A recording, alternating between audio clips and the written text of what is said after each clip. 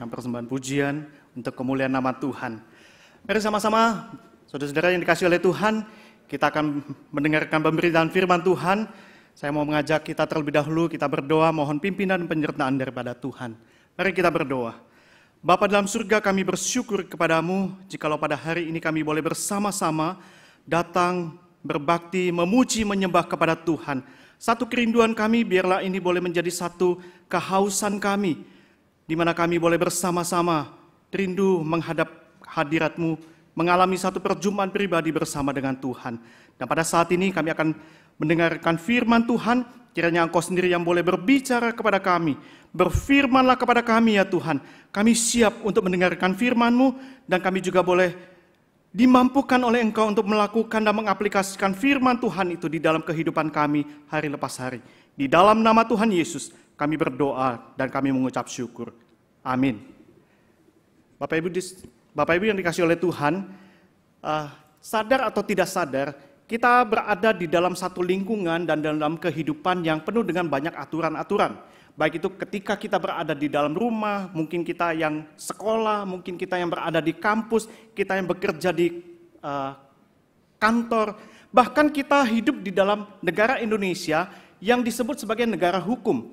Dan tidak hanya itu saja, ketika kita hidup di tengah-tengah lingkungan dan masyarakat dan juga kita beribadah pada hari ini, kita sebagai orang yang beriman, kita sebagai orang yang beragama, kita yang disebut sebagai orang yang percaya, maka secara sederhana kita pun juga berada di dalam satu tatanan atau aturan-aturan yang akhirnya kita mengikuti. Jikalau Bapak Ibu, saudara-saudara yang dikasihi oleh Tuhan, mengikuti ibadah dari minggu ke minggu, bulan ke bulan, tahun ke tahun, dan tanpa terasa kita berada di dalam satu suasana ibadah yang mungkin sudah sangat nyaman dan kita tahu tata liturgi yang kita ikuti setiap minggunya. Dari mulai countdown detik demi detik yang kemudian dihitung sampai 0, kemudian kita lonceng berbunyi dan kemudian kita mulai berdiri. Dan lalu kita memuji Tuhan, kita berdoa, memuji Tuhan lagi, lalu kita mengaku dosa kita memuji Tuhan lagi, membaca bersama-sama pengakuan iman rasuli, belajar firman Tuhan dan seterusnya dan seterusnya. Kita menjadi satu hal yang menjadi rutinitas dan aturan-aturan itu membuat kita mengikutinya. Tetapi kalau seandainya ada di dalam butir-butir tata liturgi itu kita cabut 1 atau 2 butir misalnya ya, kita tidak ada doa pengakuan dosa, kita tidak melakukan atau membacakan pengakuan iman rasuli.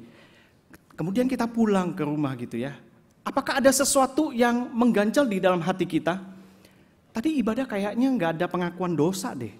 Lalu tanya sama Musegimin gitu ya. Kok tadi ibadah tidak ada doa pengakuan dosa sih? Gimana sih? Saya nggak bisa mengaku dosa nih minggu ini gitu ya. Atau kita menghilangkan namanya pengakuan iman rasuli. Kok minggu ini tidak ada pengakuan iman rasuli ya? Dan seterusnya dan seterusnya. Ada sesuatu yang aneh ketika hal-hal yang rutin kita lakukan itu tidak ada.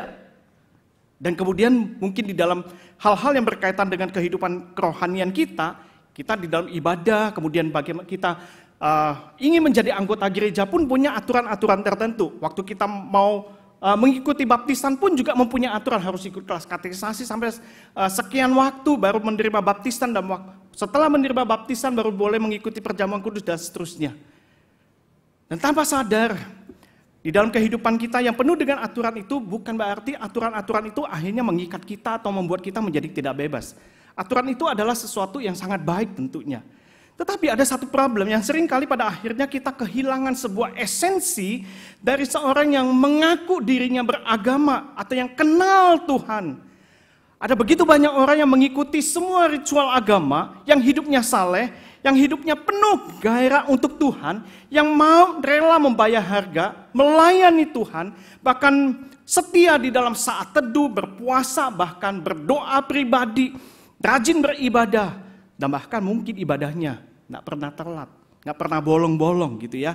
Setia di dalam pelayanan, setia di dalam persembahan perpuluhan, bahkan mungkin di luar lingkungan gereja, sangat baik. Tidak merokok, bukan peminum, bukan pecandu pornografi, hidupnya sopan, bertutur kata yang baik, mencintai keluarga. Wah, ini adalah sosok orang percaya, orang Kristen yang jempolan. Bukan satu jempol, 2 thumbs gitu ya. 2 jempol. Ini adalah pribadi atau orang yang sangat dicari-cari oleh kebanyakan orang tentunya. Apalagi orang-orang yang demikian menjadi satu sasaran untuk menjadi pengurus majelis dan seterusnya. Namun ketika di tengah-tengah kehidupan kita yang kelihatannya saleh, ketika kehidupan kita itu bertemu dengan yang namanya sebuah tradisi nenek moyang terutama ya, maka sedikit banyak pada akhirnya kita lebih memilih yang mana? Apakah kita adalah orang-orang yang lebih memilih kepada setia kepada firman, atau kita berkompromi kepada tradisi tersebut? Nah, di dalam salah satu mungkin film yang kita baru nonton ya, Jesus Revolution. Siapa yang sudah nonton? Banyak yang nonton. Apa kesannya pada waktu kita menonton film ini? Ada banyak gitu ya, ada banyak kesan yang waktu kita menonton film ini. Nah, salah satu scene ya yang cukup menarik adalah ketika pastor senior ini melayani, adalah hamba Tuhan yang sangat setia, melayani gerejanya. Kemudian ada sekelompok anak muda dari kelompok hippies itu datang. Lalu majelis-majelis itu menjadi gelisah gitu ya. Ini kelompok-kelompok yang anak-anak muda yang hidupnya kayaknya nggak bener. Ke gereja kok pakai sendal. Kayaknya ini bukan orang-orang yang harusnya datang ke gereja, yang pakaiannya bukan pakaian yang formal. Ini kalau mereka tampil di depan, itu akan merusak karpet. Sehingga ada begitu banyak orang-orang yang akhirnya pergi menghilang daripada gereja. Gereja menutup pintu untuk orang-orang yang demikian, yang harusnya ini menjadi satu kesempatan untuk mereka bisa datang dan kenal kepada Tuhan. Tetapi kebanyakan, karena sudah terlalu lama terhadap tradisi-tradisi yang mengekang mereka, dan pada akhirnya banyak hal yang mereka tolak. Orang-orang baru yang datang mereka tolak karena tidak sesuai dengan apa yang menjadi tampilan mereka. Dan ini yang terjadi pada orang-orang Farisi dan ahli-ahli Taurat. Mereka khususnya datang jauh-jauh dari Yerusalem untuk mencari Tuhan Yesus. Pada waktu mereka datang jauh-jauh dari Yerusalem untuk mencari Tuhan Yesus, bukan dengan satu tujuan untuk belajar, untuk memperhatikan, untuk mengikuti Dia. Tetapi ketika mereka jauh-jauh datang mencari Tuhan Yesus, mereka justru mau mencari kesalahan-kesalahan Tuhan Yesus. Nah, mari kita membaca satu bagian daripada firman Tuhan, di mana kita akan merenungkan satu bagian ini yang terambil di dalam Markus pasal yang ke-7, ayat 1 sampai 23. Markus pasal 7, ayat 1 sampai 23. Nah, saya tidak akan membaca semua bagian ini, dan saya mengharapkan Bapak Ibu Saudara-saudara sekalian dapat membacanya di rumah dengan lebih lengkap di dalam seluruh pasal 7 ini. Sehingga kita bisa mendapat atau memahami daripada seluruh rangkaian firman Tuhan yang akan kita renungkan pada pagi hari ini. Ayat yang pertama di dalam Markus pasal yang ke-7. Pada suatu kali serombongan orang Farisi dan beberapa ahli Taurat dari Yerusalem datang menemui Yesus. Mereka melihat bahwa beberapa orang muridnya makan dengan tangan najis, yaitu dengan tangan yang tidak dibasuh. Sebab orang-orang Farisi seperti orang-orang Yahudi lainnya tidak makan kalau tidak melakukan pembasuhan tangan lebih dahulu. Karena mereka berpegang pada adat istiadat nenek moyang mereka. Dan kalau pulang dari pasar mereka juga tidak makan, dan kalau tidak lebih dahulu membersihkan dirinya. Banyak warisan lain lagi yang mereka pegang, umpamanya hal mencuci cawan, kendi, dan perkakas-perkakas tembaga. Karena itu orang-orang Farisi dan ahli-ahli Taurat itu bertanya kepadanya, mengapa murid-muridmu tidak hidup menurut adat istiadat nenek moyang kita, tetapi makan dengan tangan najis? Kita berhenti dulu sampai di sini. Bapak Ibu Saudara-saudara yang dikasihi oleh Tuhan, orang Yahudi sangat menjunjung tinggi yang namanya sebuah tradisi. Dan tradisi ini dibentuk jauh-jauh sebelum di mana mereka itu melakukan hal ini. Karena ini adalah satu perintah Tuhan. Kalau kita membaca di dalam Ulangan pasal yang ke-6, maka di situ Tuhan memang memberikan perintah kepada umat Israel supaya mereka itu mengajarkan firman itu kepada anak-anak mereka. Baik itu pada waktu mereka berjalan, pada waktu mereka duduk, pada waktu mereka melakukan aktivitas apapun, ajarkanlah itu berulang-ulang kali kepada anak-anak mereka. Dan ini menjadi satu tradisi yang terus diturunkan dari generasi ke generasi berikutnya. Dan seiring dengan perjalanan waktu, maka tradisi ini akhirnya bercampur aduk dengan yang namanya sebuah ritual ibadah. Maka di dalam beberapa catatan Alkitab, maka di situ disebutkan ya, setidaknya gitu ya. Di dalam hukum Taurat itu ada 10, tetapi mereka menjabarkannya itu menjadi banyak sekali. Sehingga ada sekitar 613 perintah atau hukum di dalam Perjanjian Lama, dan itu dibagi dua. Yaitu 248 perintah positif dan 365 perintah negatif. Nah, perintah positif itu adalah perintah yang dimana mereka harus melakukan itu. Lakukanlah ini, lakukanlah itu. Tetapi 365 perintah yang negatif ini adalah satu perintah yang dilarang. Kamu jangan melakukan ini, kamu jangan melakukan itu. Maka kita dapat memahami bahwa orang-orang Yahudi adalah orang-orang yang sangat kental dengan peraturan yang menjadi satu gaya hidup mereka. Bahwa mereka harus hidup seturut dengan apa yang diperintahkan oleh Tuhan. Atau bahkan di dalam aturan-aturan yang mereka buat sendiri. Dan di dalam perikop ini, kita melihat bahwa ada sesuatu di mana mereka telah kehilangan sebuah esensi yang sangat dalam ketika mereka perlu mengenal yang namanya siapakah Tuhan yang mereka sembah. Karena ketika mereka hidup, mereka selalu melakukan ritual-ritual itu untuk kepentingan diri mereka sendiri. Mereka melakukan semua tradisi-tradisi itu atau aturan-aturan itu hanya untuk membangun superioritas rohani di dalam kehidupan mereka. Nah, di dalam perikop bagian ini kita akan melihat ada hal yang Tuhan Yesus tegur. Ada hal yang Tuhan Yesus bongkar di dalam hal mereka melakukan segala tradisi-tradisi yang bukan tidak baik, tetapi ada esensi yang mereka hilangkan, yang mereka tinggalkan. Yaitu yang bagian yang pertama adalah mereka lebih memilih yang namanya aturan tradisi daripada sebuah relasi. Bapak Ibu Saudara-saudara yang dikasihi oleh Tuhan, kalau kita membaca di dalam bagian awal ini, masalah yang diangkat oleh orang-orang Farisi dan ahli-ahli Taurat itu mengenai cuci tangan, itu adalah sebuah hal yang sangat biasa pada zaman kita hari ini. Kenapa hal membasuh tangan sebelum makan itu adalah sesuatu hal yang bagi orang Yahudi di dalam konteks Markus pasal 7 ini menjadi suatu problem yang besar. Kalau kita kan pasti mendidik anak-anak kita, ayo kalau anak-anak kita suruh makan kan cuci tangan dulu kan. Bahkan di sekolah pun juga diajarkan anak-anak kita sejak dini.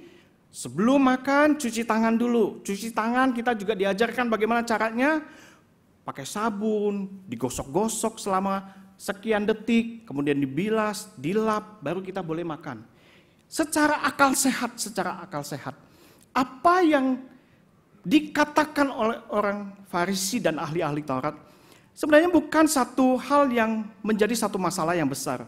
Tidak salah mereka menanyakan kepada Tuhan Yesus, kepada murid-murid yang makan tidak cuci tangan terlebih dahulu. Karena ini adalah satu hal yang kalau kita kaitkan dari sisi kesehatan, etika, disiplin pribadi, dan hal-hal yang membuat kita menjadi bersih, itu adalah sesuatu hal yang sangat baik.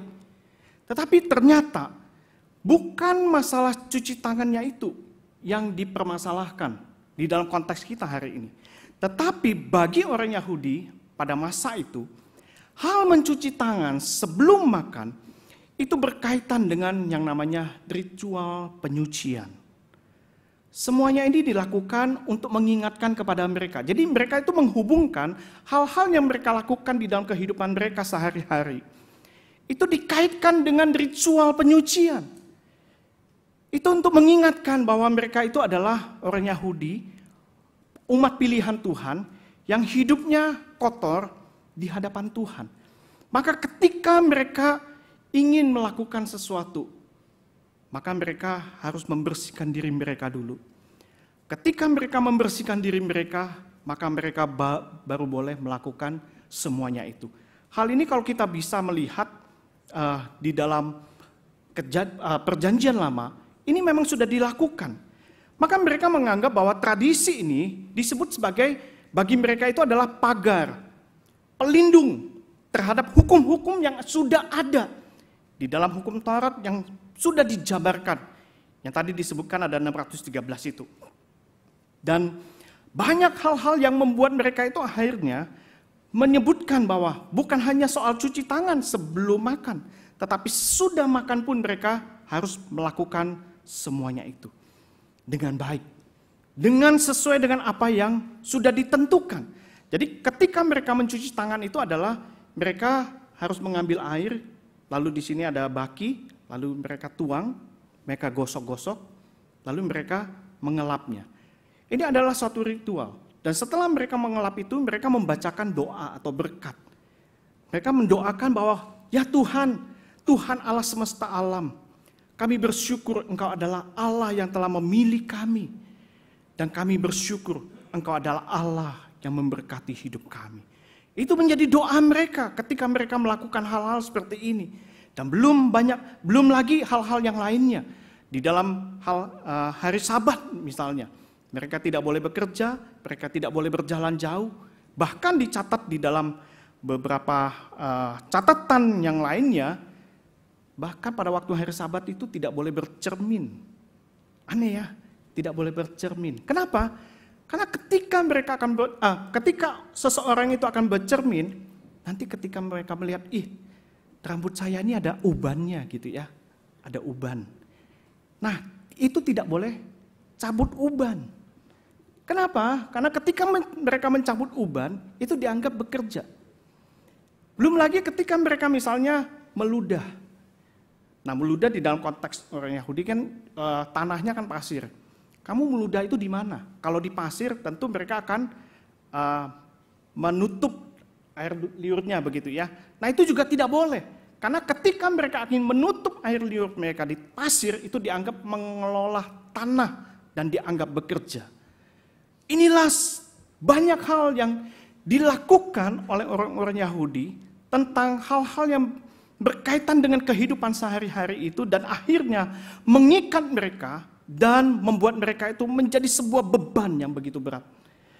Maka ketika hal itu ditanyakan oleh orang-orang Yahudi, orang-orang Farisi dan ahli-ahli Taurat, maka Tuhan Yesus memberikan satu jawaban yang sangat menohok, yang langsung tepat sasaran kepada mereka. Dan Tuhan Yesus memberikan satu jawaban yang diambil di dalam, yang dikutip oleh Nabi Yesaya. Yang mengatakan, benarlah nubuat Yesaya tentang kamu, hai orang-orang munafik. Sebab ada tertulis bangsa ini memuliakan aku dengan bibirnya, padahal hatinya jauh daripadaku. Percuma mereka beribadah kepadaku, sedangkan ajaran yang mereka ajarkan ialah perintah manusia. Perintah Allah kamu abaikan untuk berpegang pada adat istiadat manusia. Jadi Tuhan Yesus mau menekankan dan menunjukkan bahwa mereka ini adalah orang-orang yang munafik. Apa itu yang disebut dengan orang-orang munafik? Di dalam ayat ini disebutkan bahwa yang Tuhan Yesus maksudkan adalah mereka adalah orang-orang yang hatinya jauh daripada Tuhan. Mereka adalah orang-orang yang mengabaikan perintah Allah dan mereka adalah orang-orang yang mengajarkan perintah manusia. Maka tidak heran di dalam berbagai kesempatan di mana Tuhan Yesus melayani banyak orang, maka orang Farisi ini selalu mencela ketika Tuhan Yesus melakukan penyembuhan terhadap banyak orang khususnya pada hari Sabat. Mengapa hal ini mereka pertentangkan? Karena mereka lebih peduli untuk mematuhi aturan daripada hari Sabat ketimbang mereka melihat seseorang itu dipulihkan dan disembuhkan. Inilah yang menjadi satu concern daripada Tuhan Yesus, bahwa mereka telah kehilangan sebuah esensi yang paling dalam, bahwa betapa berharganya manusia di mata Tuhan. Bapak Ibu saudara-saudara yang dikasihi oleh Tuhan, orang-orang Farisi dan ahli-ahli Taurat secara teknis mungkin mereka adalah orang-orang yang sangat mentaati perintah-perintah Tuhan. Namun mereka gagal di dalam memahami maksud daripada perintah-perintah tersebut. Mereka justru menaruh beban yang berat itu kepada orang lain. Misalnya Tuhan Yesus mengatakan di dalam Matius pasal 23 ayat yang keempat. Di sana dikatakan mereka mengikat beban-beban berat, lalu meletakkannya itu di bahu orang lain, tetapi mereka sendiri tidak mau menyentuhnya. Sangat paradoks sekali. Sesuatu hal yang sangat bertentangan sekali, sangat jauh sekali dari apa yang mereka ajarkan dan mereka praktekkan di dalam kehidupan mereka. Saudara-saudara yang dikasihi oleh Tuhan, tujuan utama dari adanya aturan atau tradisi itu adalah sesuatu yang sangat baik. Tetapi semuanya itu mari kita belajar untuk mengintrospeksi diri kita. Bahwa setiap ajaran tradisi itu mengajarkan kepada kita bagaimana kita berelasi dengan jujur satu dengan yang lainnya. Dan memperlakukan orang lain itu dengan rasa hormat. Ini adalah bagian yang pertama. Di dalam bagian yang kedua adalah ketika orang-orang Farisi dan ahli-ahli Taurat itu mempertanyakan apa yang telah dilakukan oleh murid-murid Tuhan Yesus mengenai apa yang telah mereka lakukan, maka ada hal yang mereka kehilangan di dalam esensi mereka mengerti akan perintah-perintah Tuhan, yaitu mereka lebih memilih rasa bersalah daripada kasih karunia. Tidak semua tradisi itu buruk. Tradisi itu menjadi buruk ketika kita menempatkan kepada satu tingkat yang sama atau lebih tinggi daripada firman Tuhan. Nah, ini menjadi sebuah problem. Saya ulangi, tidak ada tradisi itu yang buruk. Tradisi itu adalah sesuatu sikap, kemudian etika, tingkah laku yang baik, yang kemudian diteruskan dari generasi ke generasi, dan itu adalah sesuatu yang baik. Dan kita di dalam gereja, kehidupan kita pun juga adalah kehidupan yang mengikuti daripada latar belakang tradisi. Misalnya kita yang kebanyakan orang-orang Chinese gitu ya, kita juga ikut merayakan yang namanya Imlek dan tradisi-tradisi nenek moyang lainnya. Tetapi kita memaknai itu dengan cara yang berbeda, yang seturut dengan firman Tuhan. Tetapi yang menjadi problem ketika tradisi itu kita tempatkan pada satu tingkat yang sama atau bahkan jauh lebih tinggi daripada firman Tuhan, maka ini menjadi sebuah problem yang besar. Sehingga Tuhan Yesus mengatakan di dalam ayat yang ke-9 bahwa sungguh pandai kamu mengesampingkan perintah Allah supaya kamu dapat memelihara adat istiadatmu sendiri. Nah, oleh sebab itu Tuhan Yesus di dalam ayat selanjutnya, maka Tuhan Yesus mengambil sebuah contoh yang sangat sederhana dan sangat membumi sekali, yaitu bagaimana kehidupan orang-orang Farisi dan ahli-ahli Taurat dan banyak orang itu, dan juga kepada kita di dalam konteks hari ini, yaitu mengenai mengasihi dan menghormati orang tua. Nah, ini menjadi sesuatu hal yang sangat membumi dan bahkan kita lakukan dan kita menghidupi di dalam kehidupan kita hari lepas hari. Nah, mengapa Tuhan Yesus mengangkat hal ini kepada orang-orang Farisi? Untuk memberikan satu jawaban yang menegaskan bahwa ada sesuatu hal yang hilang di dalam pengertian mereka terhadap tradisi yang mereka lakukan. Yaitu gaya hidup daripada orang-orang Farisi dan ahli-ahli Taurat itu adalah mereka mengajarkan itu hanya sebatas perintah manusia. Mereka meninggalkan atau mengabaikan perintah Allah dan mereka menolak perintah Allah itu. Dan kemudian mereka membatalkan firman Allah. Maka inilah yang menjadi sesuatu hal yang Tuhan Yesus ingatkan. Bahwa bukan pengajaran manusia yang lebih penting. Justru ketika mereka melakukan perintah-perintah manusia, mereka justru mengabaikan perintah Allah. Dan mereka justru menolak perintah Allah dan membatalkan firman Allah. Ini adalah sesuatu hal yang sangat-sangat kehilangan esensi daripada orang-orang Farisi dan ahli-ahli Taurat itu. Sehingga Tuhan Yesus mengangkat daripada kasus menghormati orang tua itu adalah sesuatu yang penting. Nah, di dalam konteks pada masa itu, menghormati orang tua adalah sesuatu hal yang harus dikerjakan oleh semua orang Yahudi. Karena ini adalah hukum yang memang sudah Tuhan tetapkan di dalam hukum yang kelima. Tetapi ketika berjalannya waktu, maka mereka juga mempunyai satu kecenderungan. Bagaimana supaya mereka belajar untuk mengasihi Tuhan, belajar untuk mencintai Tuhan, Tetapi ada satu problem, ketika mereka mencintai Tuhan, mengasihi Tuhan, mereka memberikan persembahan kepada Tuhan, mereka sudah tidak punya sisa lagi. Tidak ada sesuatu yang bisa diberikan kembali kepada orang tua, karena semuanya sudah diberikan kepada Tuhan. Maka bagian ini mereka menciptakan sebuah praktek yang namanya korban. Ya, dalam bahasa Yunaninya itu korban, yaitu persembahan yang dikhususkan bagi Tuhan.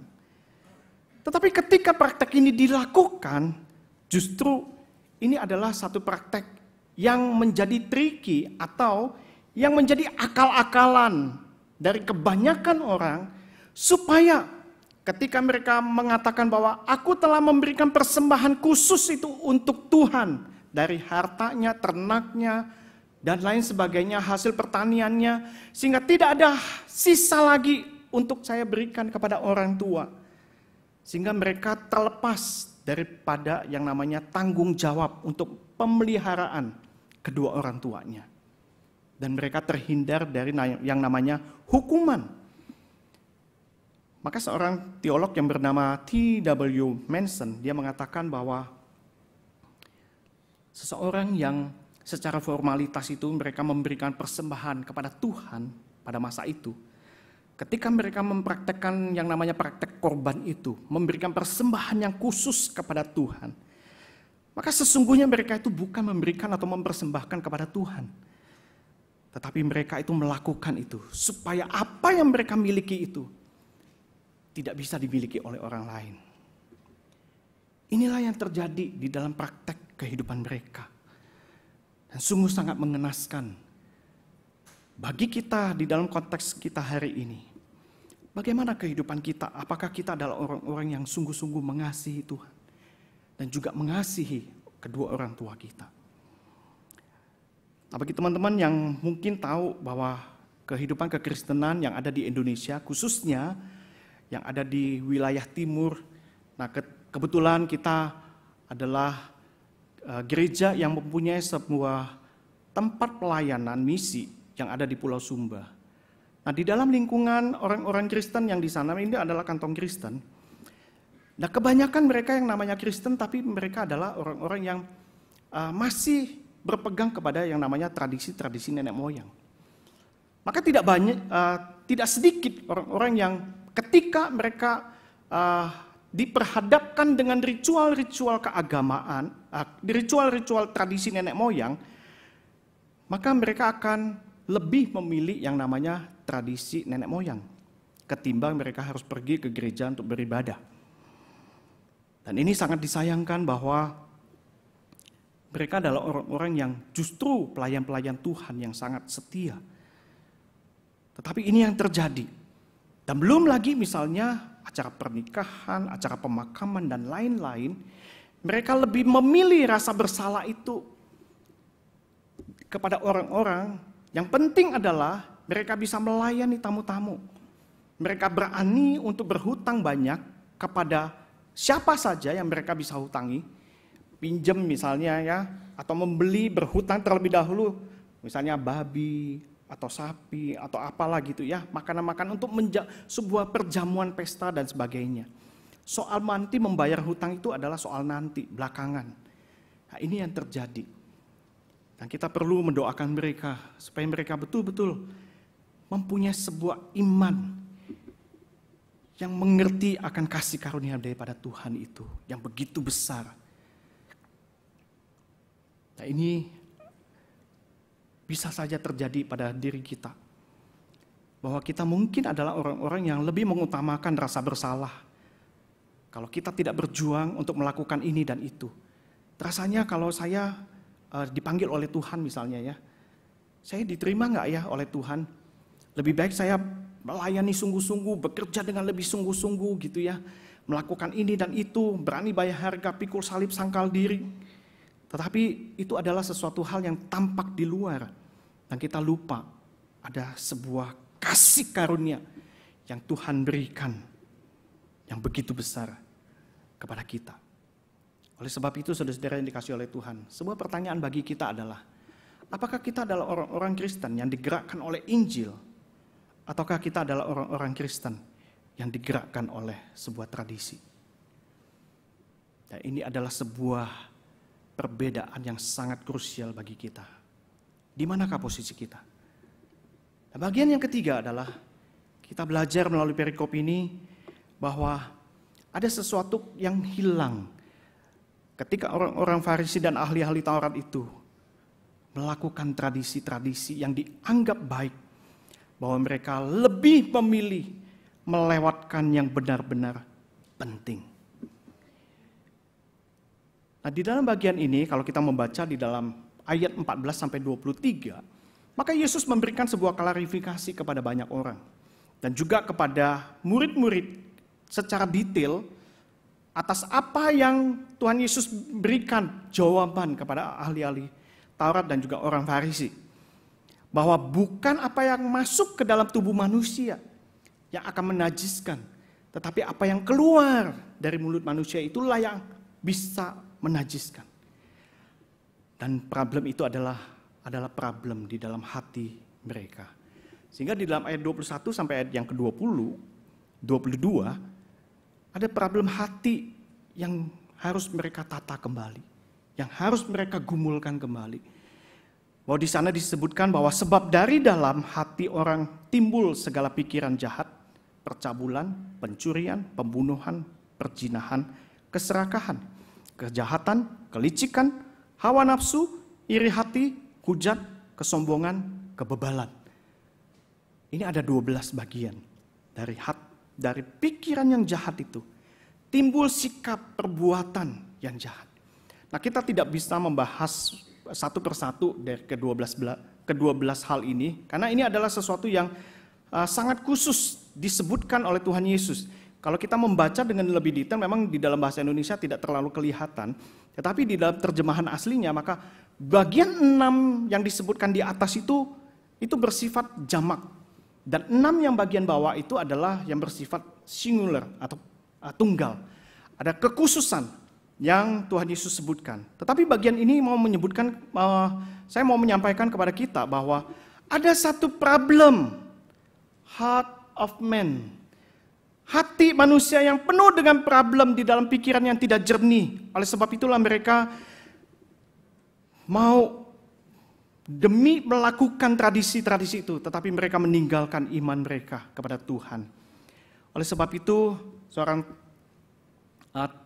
pengkhotbah yang terkenal yaitu yang bernama Tim Keller, dia mengatakan begini, ada satu perbedaan yang besar sekali antara agama dan juga Injil.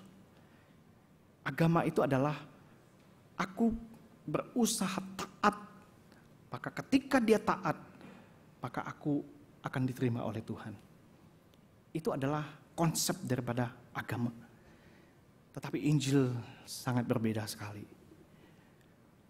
Dia tahu, saudara dan saya tahu, bahwa kita itu diterima oleh Tuhan melalui Yesus Kristus. Maka kemudian sebagai responnya kita taat kepada Dia. Ada satu perbedaan yang sangat besar. Ketika kita memahami Injil itu dengan konsep seperti ini, kita adalah manusia yang berdosa, yang tidak layak, tetapi kita menerima anugerah Tuhan itu. Maka sebagai respon kita, maka kita belajar untuk mentaati firman Tuhan. Maka disinilah kita hidup berespon. Ketika kita beriman kepada Kristus dan kita dipertemukan dengan sebuah tradisi, maka kita tahu bagaimana kita menghadapi, bersikap, berespon dan juga memutuskan mana yang lebih utama, apakah firman Tuhan atau sebuah tradisi. Bapak Ibu Saudara-saudara yang dikasih oleh Tuhan, ada seorang bapak datang kepada gembalanya. Dia datang setelah selesai ibadah, dia khusus mencari sang gembala itu. Dengan bercucur air mata sang bapak ini, dia menceritakan apa yang menjadi pergumulannya kepada sang gembala itu, pastor itu. Dan dia menceritakan apa yang menjadi pergumulannya, bahwa bapak ini merasa kehilangan seorang anaknya. Putri yang dia kasihi, yang dia cintai, yang dia didik dari sejak kecil ke gereja, ikut sekolah minggu, Setelah tumbuh dewasa, ikut remaja, pemuda, dan kemudian setelah itu dia pergi ke luar negeri untuk kuliah dan bekerja di sana. Tetapi dengan berjalannya waktu, anaknya hilang. Bukan dalam arti dia lenyap gitu ya. Tapi dia hilang, dia meninggalkan imannya kepada Tuhan. Anaknya terhilang. Sang pastor ini diam. Dia tahu ada banyak orang tua yang bergumul seperti ini. Tetapi sang bapak ini, ketika di dalam air matanya yang terus-menerus mengalir, dia sadar. Dia tidak menyalahkan pastor itu atau gembalanya, tetapi dia menyalahkan dirinya sendiri. Dan dia mengatakan begini,